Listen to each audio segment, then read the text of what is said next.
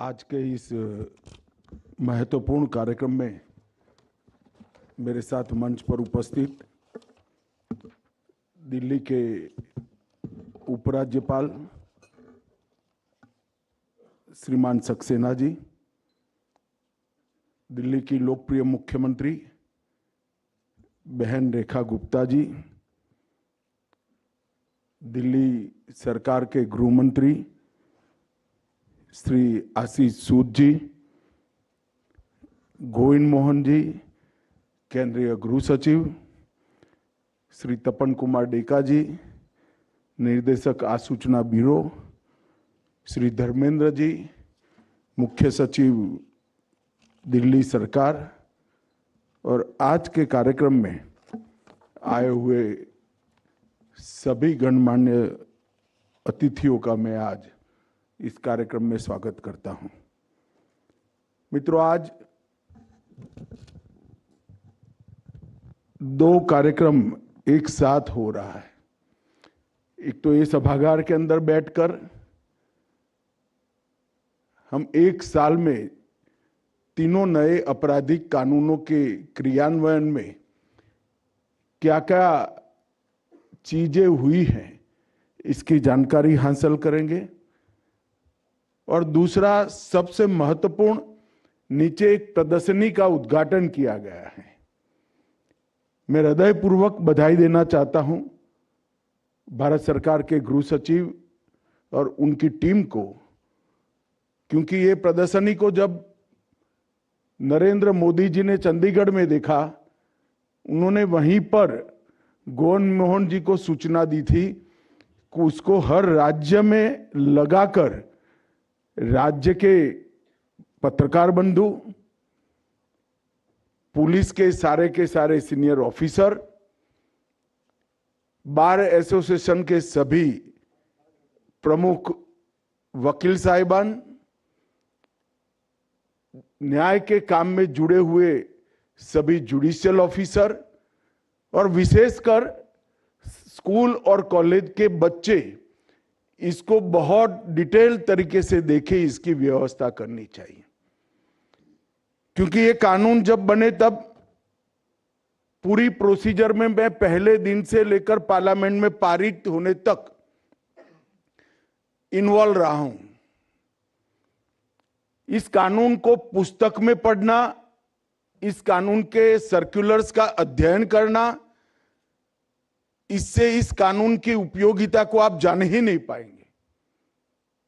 मैंने भी जब चंडीगढ़ में पहली बार ये प्रदर्शनी को देखा, मुझे भी आश्चर्य हुआ कि जो मेहनत हुई है, जो परिणाम आने वाला है, समाज को, देश को, और विशेषकर देश की संविधान की सबसे छोटी इकाई भारत के नागरिक को जो फायदा होने वाला है, इसका इतना अद्भुत वर्णन प्रैक्टिकली कोई कर नहीं सकता। इसलिए मैं गोविंद मोहन जी और उनकी पूरी टीम को हृदयपूर्वक बहुत बहुत बधाई देना चाहता हूं।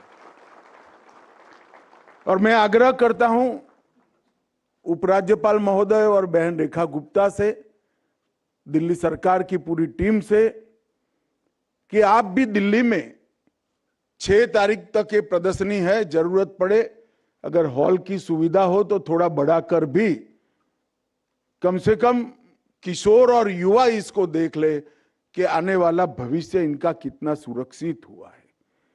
दिल्ली के सभी पत्रकार बंधु देख ले, जिसे कहीं पर भी लिपापोती होती है तो जागरूकता से वो लिख सके।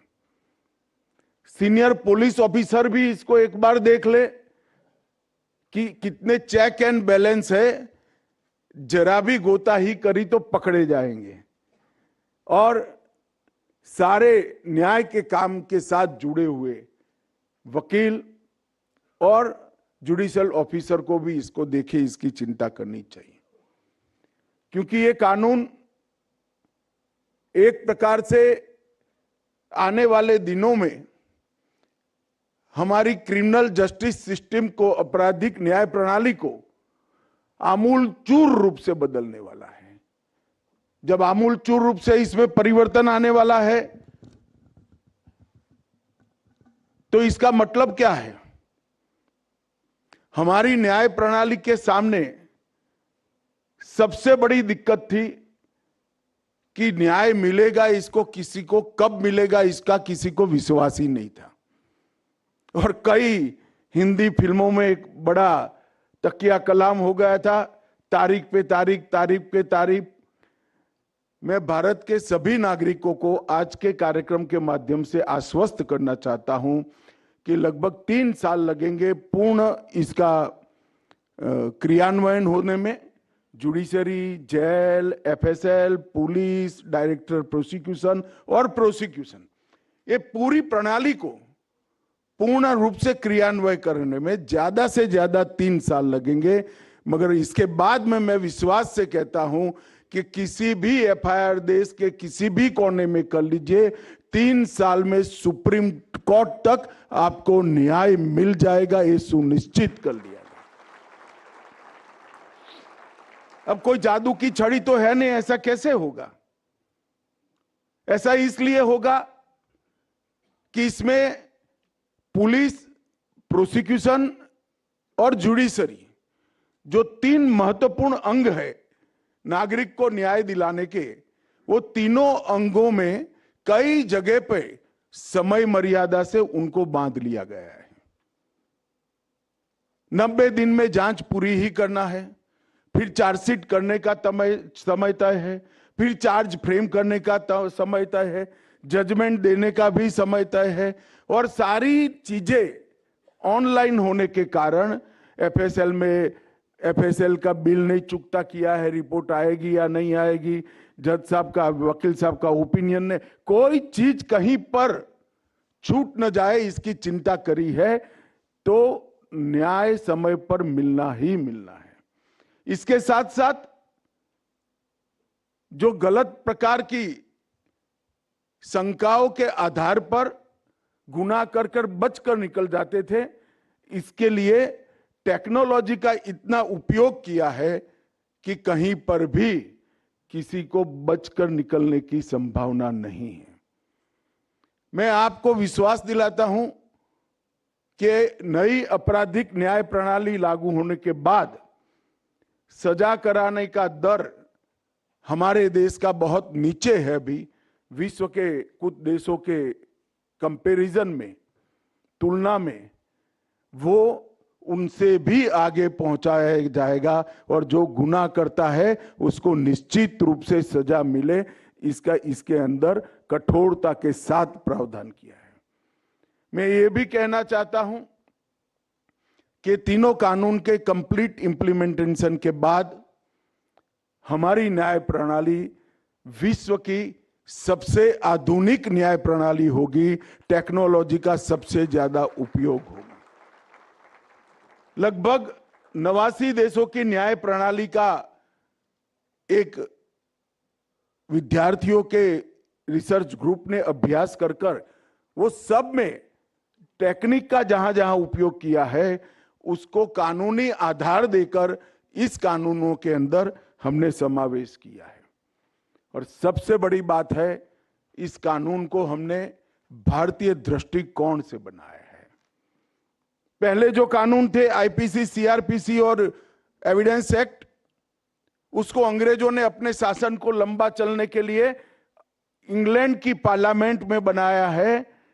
ये कानून नरेंद्र मोदी के नेतृत्व में आपकी चुनी हुई सरकार ने आपके लिए बनाए हैं।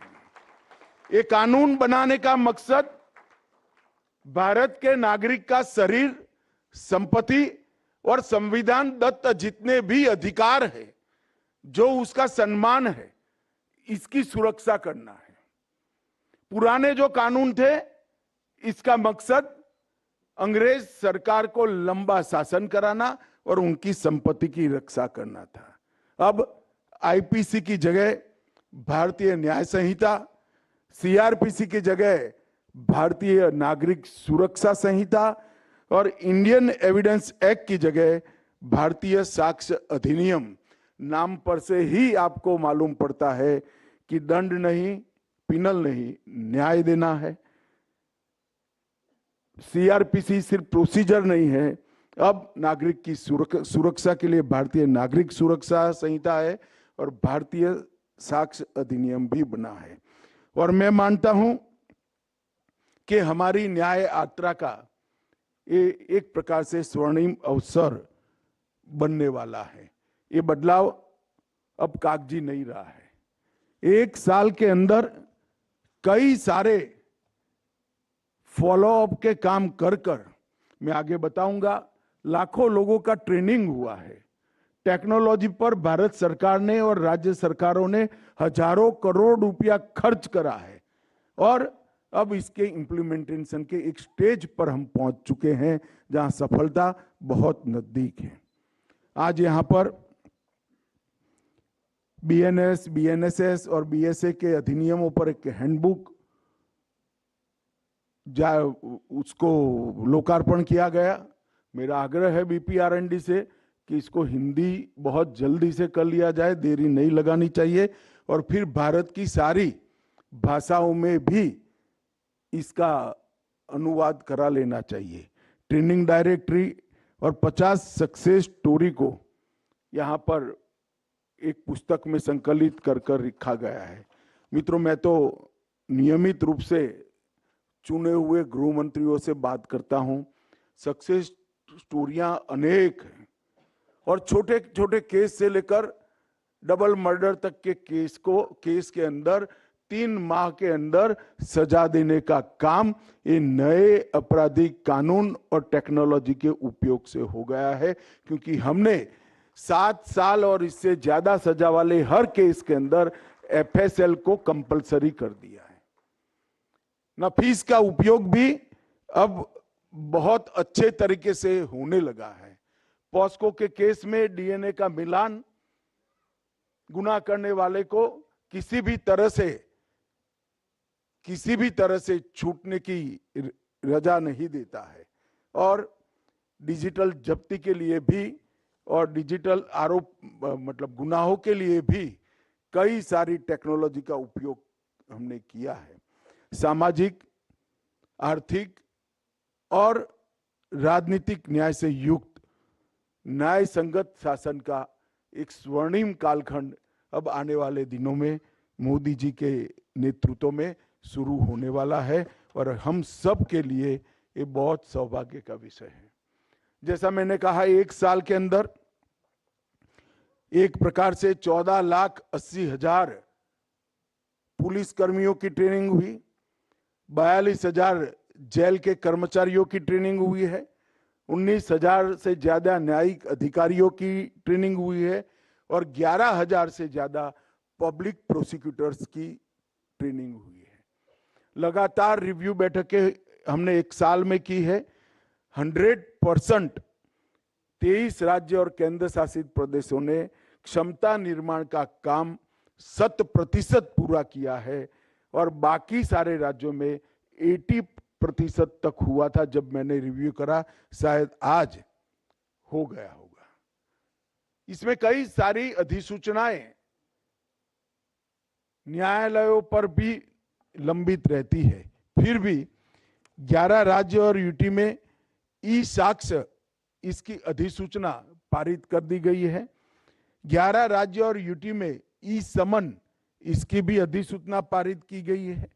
6 राज्यों में न्याय श्रुति इसकी अधिसूचना पारित हो गई है और 12 राज्यों में सामुदायिक सेवा की अधिसूचना पारित कर दी गई है। एक प्रकार से इसको न्यायालय तक लॉजिकल एंड पर ले जाने का काम लगभग 60% समाप्त हुआ है और हमारा विभाग, गृह विभाग लगातार सुप्रीम कोर्ट के साथ संपर्क में है। इसका फॉलोअप डे टू डे चालू है। मुझे विश्वास है कुछ ही महीनों में हम इसमें 100% सिद्धि हासिल कर लेंगे। मित्रों, जब कानून का इम्प्लीमेंटेशन में सबसे महत्वपूर्ण चीज है कि तीनों कानून में बहुत परामर्श कर छोटे छोटे छिद्रों को भरने का काम किया है। मल्टी स्टेक होल्डर अप्रोच, इनके साथ चर्चा करने के अप्रोच से ढेर सारा काम किया। गृह मंत्रालय में सिर्फ मेरे स्तर पर 160 बैठकें हुई है। कई बैठकें हमारे अधिकारियों ने मुझसे कई गुना ज्यादा बैठक इन्होंने की है। 2019 में ही हमने सभी राज्यपाल, मुख्यमंत्री, उपराज्यपाल, प्रशासक, मुख्य न्यायाधीश, बार काउंसिल और विधि विश्वविद्यालयों को सुझाव मांगे थे।